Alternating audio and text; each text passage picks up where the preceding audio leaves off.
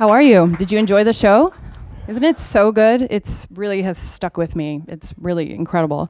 My name is Stacey Wilson-Hunt. I'm the Hollywood editor here in LA for New York Magazine and Vulture. New York publications fitting for today's event, which is such a celebration and a love letter to New York and all of its craziness. So I will waste no time in bringing to the stage the amazing cast who are here fresh from their Tribeca premiere, and they are tired but excited. They're drinking coffee, some of them. So let me bring to the stage first the star of our show, Ella Purnell.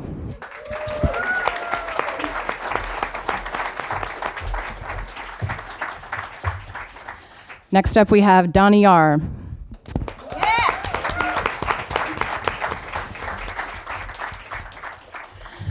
Caitlin FitzGerald.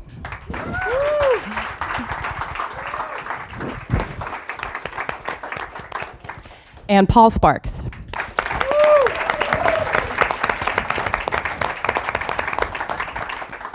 Welcome, everyone. How was your time in New York unveiling the show at Tribeca? Was it exciting? Surreal? It was all of those things. What were your first thoughts when you saw the show on the big screen? Did it turn out the way you thought it would? I mean, I don't know what I thought it was going to look like. I think the music blew me away. The music is my favorite thing. I would spend more time sort of like watching everyone else's reactions, I think, than actually like watching the screen. That's fair. So before we get into the show, I always want to talk to people about their journey to this point in your careers. And I would love to know from each of you, when was the first time you knew you needed to act and you needed to throw yourself into this very, very difficult lifestyle that has no certainty or promise of steady paychecks or, general structure? So maybe I'll start with Paul down there. Good. Let's start with me. I didn't really grow up around the arts. I grew up in a small town in Oklahoma, and there wasn't a lot of sort of support for this kind of thing. And I actually went to school for chemistry when I got out of high school. Emotional chemistry. Yes, that's right. And but I got mixed up in the theater department while I was there, and I can remember sitting in the green room, and we were doing a play, and I saw these two men who were probably in their mid-60s, who were sort of like the technical director and the head of the theater program, and they were arguing like tooth and nail about this set. They're just talking about like it had to be this or it had to be that, and they were so impassioned, and it was so absurd that was their job. And I think knowing that I was going to be a pretty average chemist, and also really loving the community that was part of it, I really feel like in that moment I thought, this makes sense for me. This is the kind of decision that I make. So I think I was really drawn to the absurdity of that as a profession, and good answer. Is it though? It is very favorable. Thank you so much. How about you, Caitlin? I was in a play in kindergarten called How the Elephant Got Its Trunk. And I love that play. That is my favorite. It's a classic. It's a classic work. And I didn't want to be in the play, but they put me in as the elephant. I also sometimes was the hippopotamus, swing days. And my mother likes to tell everyone that I learned everyone else's lines, and it sort of became a one-woman show. And at that time, I didn't know that it was like a hard, difficult business. I would learn that the next year when I auditioned for Snow White and the Seven Dwarfs and was not cast as Snow, but was cast as a woodland creature, I think, and was really devastated. And that was the beginning of a long litany of rejection and disappointment. Yeah. Okay, those are good things to learn early on, aren't they? And Daniyar, I have a feeling you have an interesting story to share. I don't know why, I'm just guessing this. Actually, for me, it was in kindergarten too. Many miles away. Yeah, many miles away in Russia. We did this. I was like 4, and I was new in this kindergarten. I was like a weird kid. Nobody liked me. And I'm 4 years old, and I was aware that nobody liked me. And then there's a Russian fairy tale about 7 goats, like goatees and a wolf. And the goat mother left, and the goatees stayed, and the wolf ate everyone except one goat. Like baby goat, and that was me. And I remember I was like staying there and I started crying because I was like, wolf came, and everybody like, is he okay? I'm like, no, that's, I kind of got scared, and somehow like I enjoyed it. I guess, and that's it.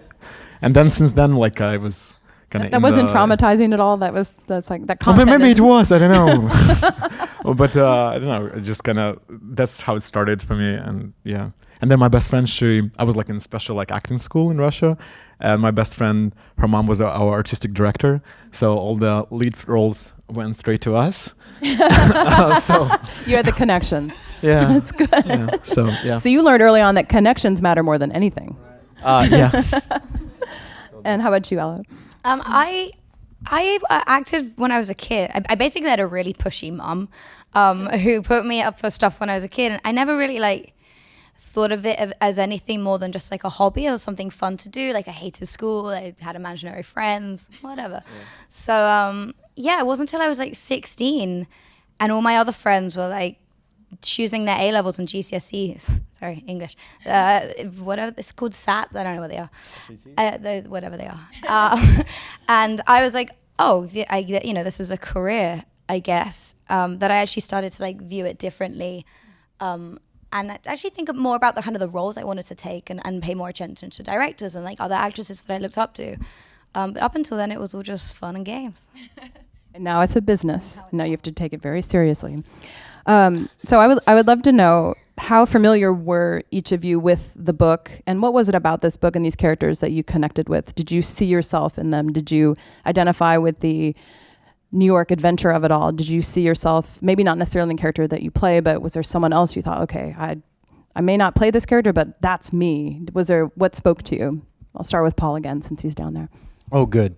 I very, very much, I came to New York from a small town too, as I said, and I immediately recognized what Stephanie, when I read the book before we started, like what she was after. I think there's something very unique about her. It's hard to put your finger on, and I think it's there's something about the way she sees the world, that she takes this story, which I feel like has been done many, many times before, but she has such a special way of thinking about it, and it really spoke to me in a kind of authentic way. I was in that neighborhood, and I really do feel like that I had friends that were in those restaurants. Granted, it was probably 10 years before, but it's a very specific, very unique way of looking at New York and sort of what it is to come there with not very much, and to have all that in front of you, to have the access that happens in fine dining specifically. I think it's sort of like a supercharged place for all those things. There's so much money and culture and whatnot, and so I really felt close to that. But I can really feel her love for New York City, which I also very much have. You can really feel. I've only seen the first 2 episodes, but I really was taken by how much it was clear that she loves New York City, and so for me, I felt very attached to that as well. And Caitlin, I know you had experience in food service yourself. Did this bring back awful memories, or did you feel like, whoa, this is bringing me like a full circle moment? It was a super full circle moment. I was Tess in 2006. I had just graduated college. I was waiting tables in New York. In fact, when I met Stephanie Daniyar at my first audition, I said we worked at the same places. We waited on the same clientele because they're all very, very familiar. And the show's loosely based on her time at Union Square Cafe. That's the case? Okay. Yeah. And I, like Tess, I had women in my life like Simone that I really looked up to and idealized. And so to get to play that woman was really cool. The mentor. Yeah. And how about you, Daniyar? Did you have experience in a restaurant like this? Yeah, very much so. I moved from Russia to New York first, and I got this job at not as like high-end restaurant, but at a Russian banquet restaurant. It was Where? Like close to Brighton Beach. I was gonna say definitely Brooklyn, right? Yeah, of course. Right. I couldn't speak English, so no wonder.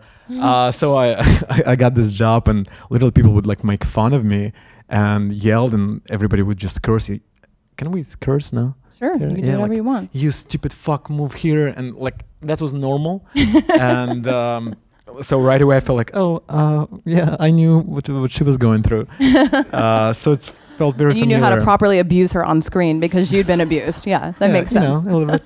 And when I remember I was reading about description of Jake when Tess looks at him, and I felt it all, and I'm like, when you read and the pages comes alive to you, and you can experience everything, and it's not even sexual or tension, but you can feel all of it. So I think Stephanie's book was like that to me, and I absolutely enjoyed it so much. So. And also so rare to have a book translate so seamlessly to a script. I mean, this is not a common thing to read a book and to watch a show and feel that's exactly how I imagine all of these people to look and the scenes and the settings in the restaurant. I mean, it's really quite rare, I think. Oh. Yeah, it's very well. Yes. And Ella, obviously you probably didn't have a ton of time doing food service in America because you haven't been here that long. But this was a big deal for you to be the face of a show, to be the lead of a show. How scared were you to take this on? And did you fully understand the gravity and import of this on your first day of shooting, or did you kind of give yourself over to the experience? No, I was terrified. I still am. I think I'd never worked in a restaurant, but I did work in a pub. So I had like a bit of experience with some things, like dealing with difficult guests, customers, whatever. So your training has seeped deep into you. Really Yeah. bad. But no, I was so scared. I read the book. I loved the book. I really did. And that was actually one of the most appealing things, was knowing that Stephanie was going to be involved in making the show, because I had a feeling, she was going to be great, and that it was never going to lose its voice, and luckily that worked out. I think the pressure was really on. The pressure's always on when there's a well-loved book. Everybody has this idea of what they want it to look like, right, and what they want you to look like, and you're never going to please everybody. And I think I was freaking out. It all happened really fast, and I felt so underqualified and uncomfortable. I'd never been to New York before. I got the job, and 2 days later I'd moved there. I had 2 suitcases and a horrible flat in Williamsburg, much like someone we all know. Sounding very familiar. It is, yeah. But I went out for a coffee with Steph on the first day, and she was like, "It's cool, you got this." And I learned so much about myself, about my character, about my art, from these wonderful people, especially from Steph, in such a short amount of time. And the whole experience was completely life-changing. But to have your own life mirror exactly what's happening to that doesn't happen too often. No, it was mad. Yeah, when I read the book, I felt like I've never, and I really mean this, have never related to a character as much. And also it just felt so relevant. I was going through such a weird time in my life. Acting sucks sometimes, and I wasn't getting any jobs. I was is this really what I want to do? What's happening? And then landed this gift in my inbox, and I read it and was like, what? I don't know a 21-year-old that's not having a complete existential crisis, or any actor. And it just really spoke to me, and I felt quite honored to be able to give the character justice. Wow. I mean, but for all these actors to be available, for all of you to be cast in the roles, I mean, I cannot imagine more perfect people playing each of these characters. I was reading the book and I kept checking IMDb to see who was cast in certain, and then I could not think of all of your faces while I was reading the book, which was not a bad thing. And tell me a little bit about your training that you had. I know you had a boot camp of sorts to be fully immersed. Is there a part of the way this business runs that you still think is really hard to master? Is it the wine? Is it the serving? Is it the cleaning? Which part of this process kind of blows your mind? The 3-plate carry for me. I mean, that is the hardest thing I've ever done in my life. There's china on the floor.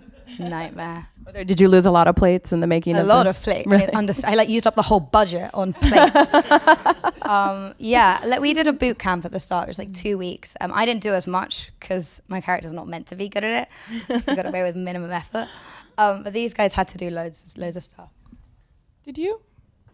No, I didn't make it to that. I don't remember seeing you. He there. didn't need to. I was busy studying at home. Restaurant management. Thought so.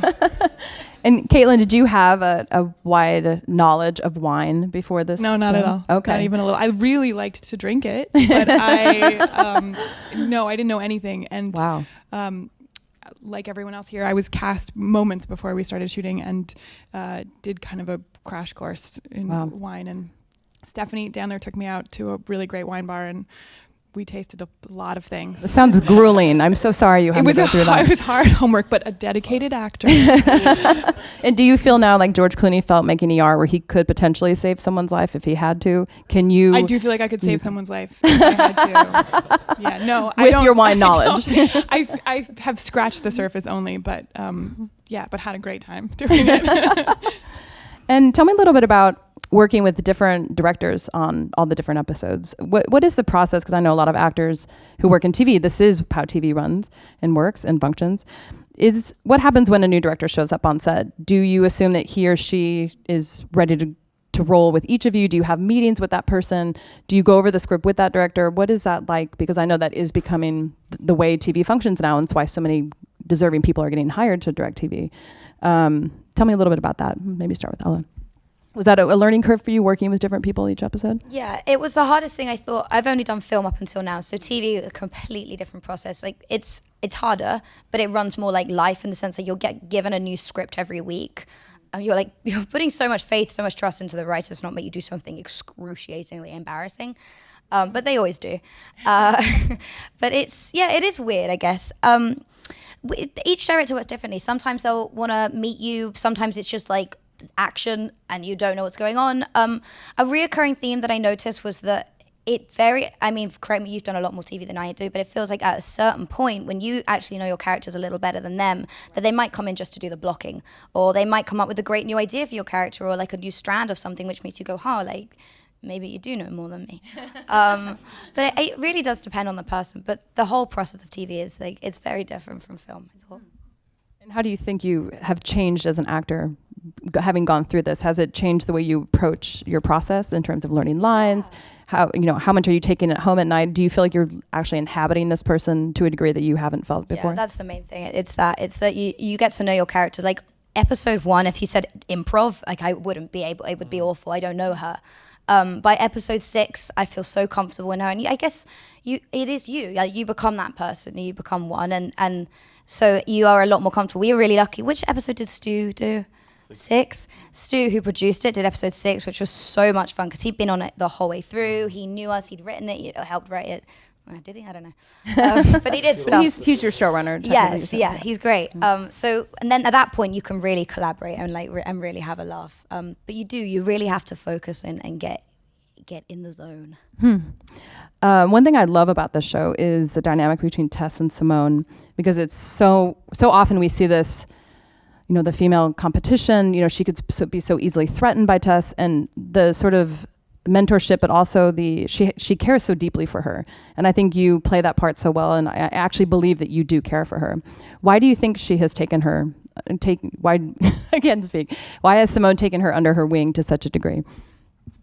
I mean, I don't think it's one thing. I think what appealed to me about this script and this dynamic, and it felt really true to my life and relationships I've had with older women who are mentors, who definitely loved me and cared for me and wanted to help shape me, saw themselves in me a bit, and also felt perhaps threatened by or jealous of me, and whatever. And I think that relationships can be all of those things, and I think that was really exciting to get to explore. And Paul, in preparing to play Howard, were you modeling him after anyone that you've known in your life? Because I've met... I wish. I've met and worked for people who are just like Howard, and his mannerisms, everything about him, the way he carries himself, his kind of like the slow, monotone where, it's all of that. It's just, it's so perfect for people who work in this world. Did you know people like this in your life? Not specifically. I never really worked in the restaurant business, but I had, from the book especially, you get a sense of, and once you talk to Stephanie, she really embodies like what it is to be a part of the restaurant business. Like, she loves it, and she brings that with her. And when you talk to her, she has a way that she carries herself. There's a quality that they talk about, when people that love the business, you can learn the 3-plate carry, you can learn wine. These are sort of they're finite amount of things that you can sort of learn, but to be able to take care of someone, like really take care of someone and really sort of adjust, like that's the real trick. And she and I talked about what that was. I was also really blessed to have a really great costume designer. We spoke very briefly about, I said, I think he is a sort of, he kind of has that European, like the height of the metrosexual sort of thing. And that was something that she brought, and you can literally put those clothes on and you feel like that person. But I feel like the writing was really supported that sort of thing. But I think trying to like, Howard is always the calm in the middle of the storm that is the restaurant. If you go to a fine dining restaurant and you see the hordes of people that work there and the madness that is happening sort of beyond those swinging doors of what is happening back there, and then what in a fine dining situation where people are dropping $200 or $300 per person to like eat, they expect that it's like the easiest thing that you've ever done. And I think that Howard really sort of embodies that. I mean, you get the sense he never goes home, that he just stays there, and he's become very, very comfortable in that position. So no, I didn't model him after anyone, but I feel like her words really talked to me about like how to do it. You didn't have to look too far beyond the page for. No. It's all in there. That makes it so much easier, doesn't it? It does, because that's not always the case. No, it's not. And Daniyar, I'd love to know, in what ways do you see yourself as similar to Sasha and different? In many ways similar. Like I'm gay, I'm Russian, and it took me like 6 years to get asylum in the United States, and my character goes through similar troubles in terms of his green card situation and his like identity and the way people perceive him. And there is like in episode 5, there's a line I'm saying like Howard called me freak, and people in my college called me freak, English word freak. And I remember I was reading the script and I was crying because it was similar to my story, very much so. You have a very big episode later in the series that we won't spoil, but it's pretty intense. Yeah. Very, very intense. So, very intense. Yeah. So I could relate in that sense a lot. I mean, I guess in my life I didn't have so much intensity. Yeah. But in that sense, yeah, definitely could relate. What is different? I'm not as big, I think, as Sasha. I think he's very larger than life, absolutely. Yeah. And I'm maybe a little smaller than life. Just a little bit smaller. Yeah, a little bit. And he's very thoughtful. So I think to bring Tess, you saw like episode 2, right? Yes. So like to bring somebody to steal, it's like so much thought goes into it. Like I personally cannot think that far. So I'm like, okay, what should I eat? That's. He has a lot of ideas, yes. Yes, in that sense, we're very different. And I think he's quite a partier. And I think he's an extroverted version of me, and I'm more introverted. So that's. Yeah. You do not come across as introverted, but yes, we believe you. So it's interesting that the show takes place in 2006, which is before the iPhone, if I'm not mistaken. So before our lives were turned upside down for the rest of eternity. But it's also interesting to look at this show through the lens of Me Too and everything that the restaurant business is reckoning with, alongside what we all are reckoning with. Is it interesting to look at what happens in the show and think, if we're seeing this in 2018, if it were set in 2018, how much of this would be looked at as like, ooh, yikes, this, because I've had the most disgusting things said to me working in restaurants by the bosses, by the guys in the kitchen, and hopefully that's starting to change. But I do wonder, what can we learn about this point in time, and kind of, is this going to change the restaurant business? And I think, what does your show say about that, I guess? Because it's not all bad, people should be able to have relationships, but it's a tricky time. And I know the restaurant business has been a little bit later to kind of reckon with this stuff publicly, at least, to actually come to terms.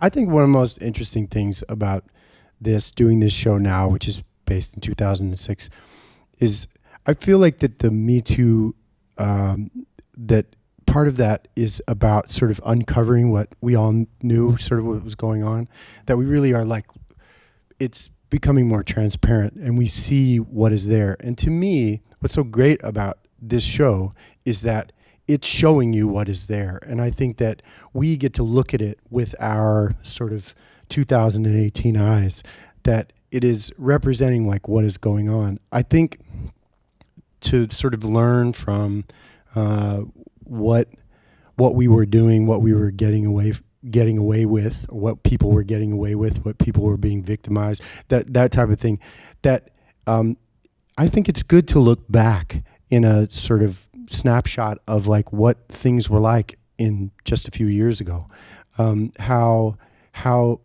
no one said anything, like the things that were okay. I mean, things are very tin on my ear now that were not at that time. And I think that that's just, if anything, it shows us like how we are growing, like as a society, how the sort of social consciousness is changing in a good way.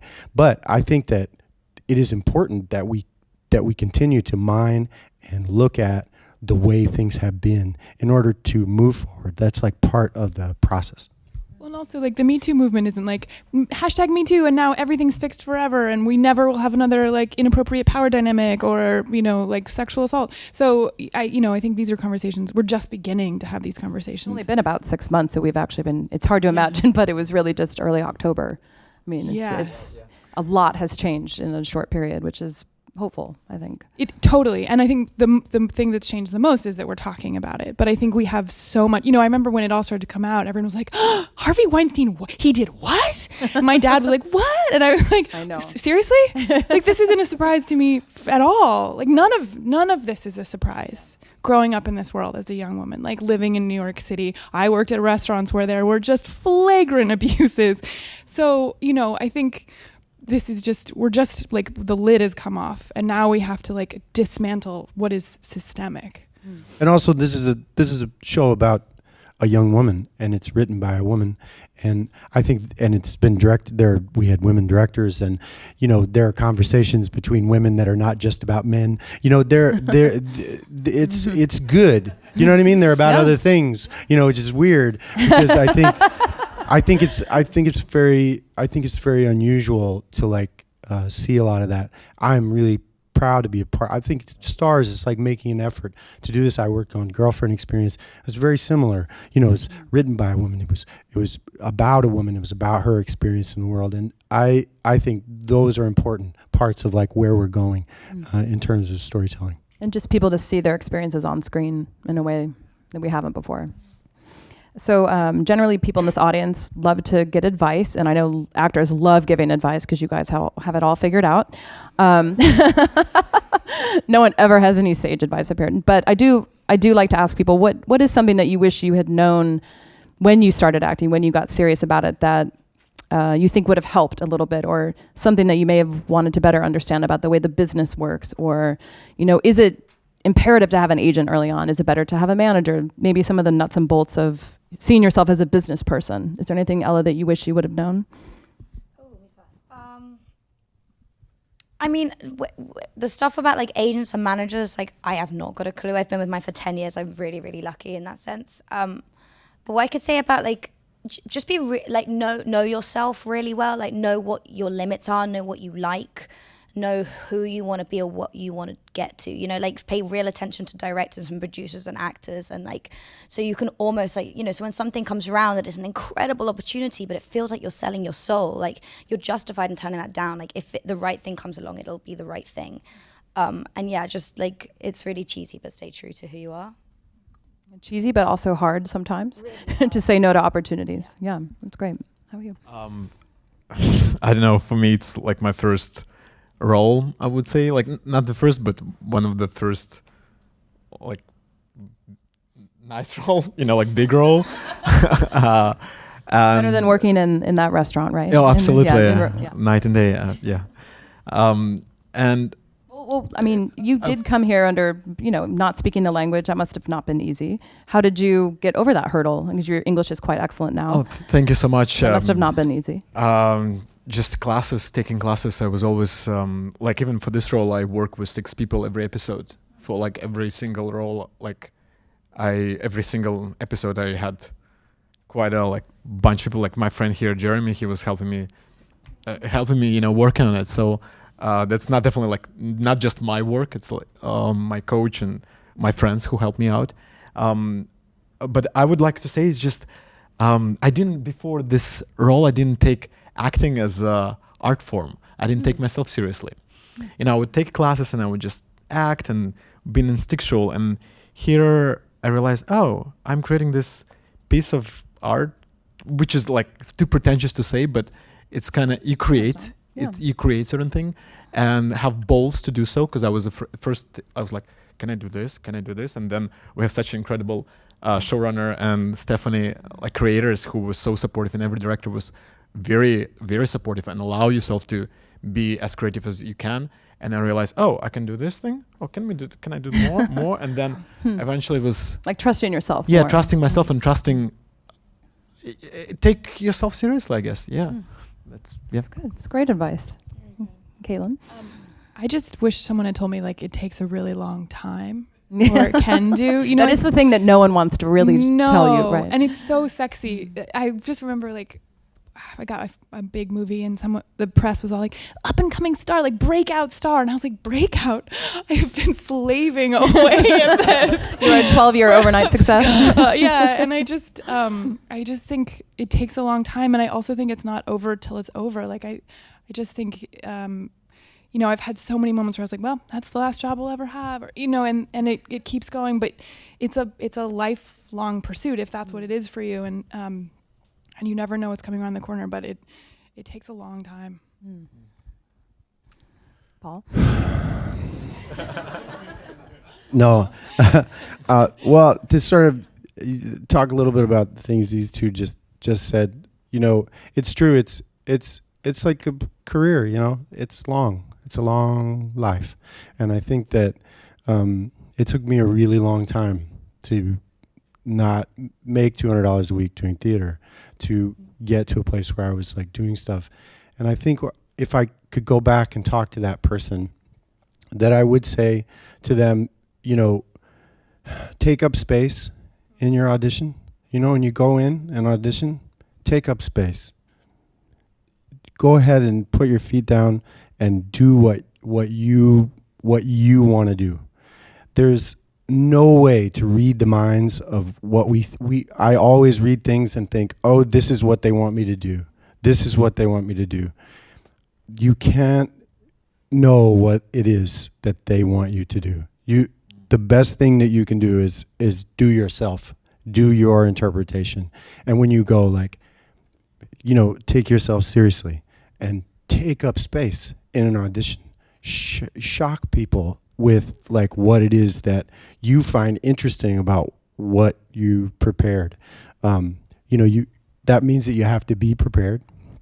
Like I've kind of gone back. I used to be like, oh, I'm going to really rehearse before I go into this audition. And then it was like, fuck it, I'm just going to wing it, you know, and you know, it can be really scattershot, you know, whether or not you get a job or don't get a job. But I find that it all starts with you really presenting yourself. And I know how hard that is, because I used to want to go in, and still do, go into audition rooms and I want to hide and get out of there. But I know that it's the only way to sort of communicate to the other team of people who you are and what you're going to do with this role, and in some way, even if it's not. So I say take up space, you know, and really do your thing. And fuck them, you know, if they don't like what you're doing, seriously, it's like, fuck them and get out and go do something else. It will find you. You know, this business will find you. If you stay with it, it will find you. Can I say one more thing? Please really do. Quick? I think in those while you're saying fuck it and waiting for it to find you, I think making your own work, finding whatever you need to do to feel like a creative person. Like the insidious thing about this industry is that we wait for permission to be creative, which is not true of so many other art forms. And I think how you can, is it a play reading group, or you write your own short films, or whatever you have to do to feel fulfilled and recognize yourself as an artist feels essential to me. Very inspiring. Thank you so much. And finally, what do you like to do when you're not acting? What's your preferred way of debriefing from all this craziness? How about you, Ella? I do music. I like playing piano, guitar, singing. Okay. Yeah. Very good. I do my friends. That was an interesting way to phrase that. What exactly does that mean? Great tension releaser. I'm Russian. Some things get lost in translation, I think. Yeah, a little bit. No, I have like amazing friends, so I just go to their house and we drink tea and talk and watch. You only drink tea? Yeah, actually, we do. We do. That sounds very The relaxing. samovar, right? Yeah. So music and friends, those are two good things. How about you, Kaylin? I really like to travel and get as far away from the business as I can. It's really refreshing to look back on the industry from a place where no one cares. That's an important perspective every now and then. Very smart. I have 2 children, so I spend a lot of time following them around. And but I also I like to do the crossword. And He did it on the way here. He was doing in the them on car backstage. and was like so excited waxing when I got poetic on about the- having multiple ones for the airplane that he There's gets one to every do. day of the week. some people literally. don't like to fly, and I actually don't like to fly, but I do love the part of the flying that is not, my family is not there, and I can I have like a Friday and a Saturday and a Sunday, and I can just do them. Stash. It's the simple pleasures in life, everyone. Well, thank you so much for being here. Congratulations on the show. Best Thank of you so luck. much. Thank you, guys. Thank you. Thanks for coming. Thank you.